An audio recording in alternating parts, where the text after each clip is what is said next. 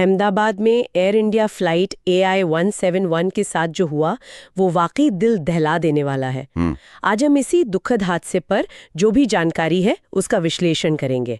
हमारे पास कुछ शुरुआती स्रोत हैं। हाँ, और हमारा मकसद है इन स्रोतों से मुख्य बातें निकालना कि हुआ क्या, शुरुआती जांच क्या कह रही है और इसके मायने क्या हो सकते हैं थोड़े बड़े लेवल पर। चलिए शुरू करते हैं। ये बात तो खैर काफी चौंकाने वाली है कि यह बोइंग 787 ड्रीम लाइनर विमान से जुड़ा पहला जानलेवा हादसा है और विमान ने टेक ऑफ के कुछ ही सेकंड्स, शायद 30 सेकंड्स में ही दम तोड़ दिया। हाँ, ये फ्लाइट थी AI-171, एक Boeing 787-8 dream liner, registration VTANB। 12 जून 2025 की बात है। दोपहर करीब 1:45 बजे 1:38 पे अहमदाबाद से लंदन गैटविक जा रही थी। और टेक ऑफ के फौरन बाद ही, जैसा आपने कहा, शायद 30 सेकंड के अंदर ही ये विमान शहर के मेघानी नगर इलाके में गिर गया। वहां BJ मेडिकल कॉलेज का हॉस्पिटल है उस पर। बिल्कुल। और विमान में 230 यात्री थे और 12 क्रू सदस्य, कुल मिलाकर 242 लोग। उनसे कम 39 लोगों की मौत हुई है। ये तो बहुत ही भयानक मानवीय त्रासदी है। हाँ, मतलब मंजर तो सोचकर ही डर लगता है। CCTV फुटेज और रिपोर्ट्स में आग, धुआं, हॉस्टल से भागते हुए छात्र, सब दिख रहा है। बिल्कुल। और इसी सब के बीच एक तरह से कहें तो अविश्वसनीय बात भी है। वो एकमात्र जीवित बचे यात्री की कहानी है ना, विश्वेश कुमार रमेश। हाँ। ब्रिटिश नागरिक थे। हाँ, वही। वो इमरजेंसी एग्जिट के पास बैठे थे और बच गए। बाद में उन्हें गुजरात में उनके भाई का निधन हुआ था, तो उनके अंतिम संस्कार में भी देखा गया। बहुत ही दुखद स्थिति। बिल्कुल। अच्छा, जांच का क्या स्टेटस है? ब्लैक बॉक्स वगैरह मिले? हाँ, जांचकर्ताओं को विमान के फ्लाइट डेटा रिकॉर्डर और कॉकपिट वॉइस रिकॉर्डर, दोनों ब्लैक बॉक्स मिल गए हैं। और जो शुरुआती जांच है वो कुछ बहुत ही असामान्य चीजों की तरफ इशारा कर रही है। अच्छा, जैसे कि? एक तो टेक ऑफ के तुरंत बाद लैंडिंग गियर नीचे की स्थिति में पाए गए। ये नॉर्मल नहीं है। हाँ, टेक ऑफ के बाद तो गियर ऊपर जाते हैं। बिल्कुल। और दूसरी बात, फ्लैप्स ऊपर थे, रिट्रैक्टेड पोजीशन में। वैसे तो उड़ान के उस फेज में फ्लैप्स रिट्रैक्ट करना शुरू कर सकते हैं, लेकिन लैंडिंग गियर नीचे होने और साथ में इंजन की संभावित समस्या के साथ ये जांच का एक अहम बिंदु बन गया है। और इंजन के बारे में क्या कह रहे हैं? इंजन थ्रस्ट में भी कुछ संभावित खराबी की बात आई है।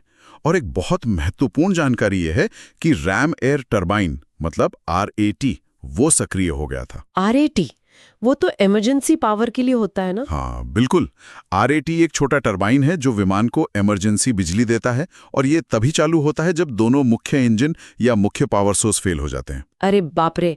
तो इसका मतलब सिस्टम ने ये मान लिया कि दोनों इंजनों से पावर पूरी तरह चली गई है टेक ऑफ के इतनी जल्दी बाद।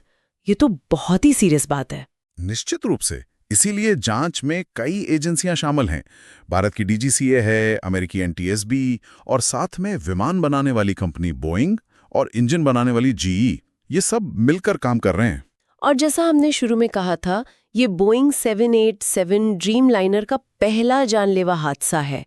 ये विमान तो अपनी आधुनिक तकनीक के लिए जाना जाता था, वो कंपोजिट मटेरियल, मोर इलेक्ट्रिक आर्किटेक्चर। हाँ, और यही बात इस हादसे को और भी ज्यादा चिंताजनक बनाती है।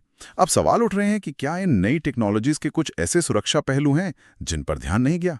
ड्रीम लाइनर की विश्वसनीयता पर अब गंभीर सवाल हैं। जाहिर है इस घटना के बाद एयर इंडिया के बेड़े की, खासकर उनके 787 ड्रीम लाइनर्स की सुरक्षा जांच तेज कर दी गई है। DGCA ने काफी कड़े निरीक्षण के आदेश दिए हैं। हाँ, और ये भी सुनने में आया है कि पहले भी एयर इंडिया की मेंटेनेंस प्रक्रियाओं को लेकर कुछ चिंताएं जताई गई थी, तो ये हादसा उन चिंताओं को और पुख्ता करेगा। सही बात है। विमानन सुरक्षा तो एक लगातार चलने वाली प्रक्रिया है। इसमें एक कड़े मानक चाहिए, नियमित ऑडिट और सुधार की गुंजाइश तो हमेशा रहती है। तो कुल मिलाकर देखें तो ये एक भयानक दुर्घटना थी। एक व्यक्ति का बचना किसी चमत्कार से कम नहीं, और इसने बोइंग 787 जैसे आधुनिक विमानों सहित पूरी विमानन सुरक्षा पर ही गंभीर सवाल खड़े कर दिए हैं। बिल्कुल। ये घटना हमें याद दिलाती है कि विमानन सुरक्षा कितनी जटिल चीज है और इसमें लगातार सतर्कता, लगातार निगरानी क्यों जरूरी है। और जाहिर है लोगों के भरोसे पर भी इसका गहरा असर पड़ता है। हाँ, जैसे जैसे जांच आगे बढ़ेगी और जानकारी सामने आएगी, लेकिन ये हमें सोचने पर मजबूर तो करता है कि हम टेक्नोलॉजी पर इतना निर्भर होते जा रहे हैं, तो ये निर्भरता और मानवीय या प्रणालीगत चूक की जो संभावना हमेशा रहती है, उसके बीच सही संतुलन कैसे बनेगा, ये एक बड़ा सवाल है। हाँ, ये सोचने वाली बात है।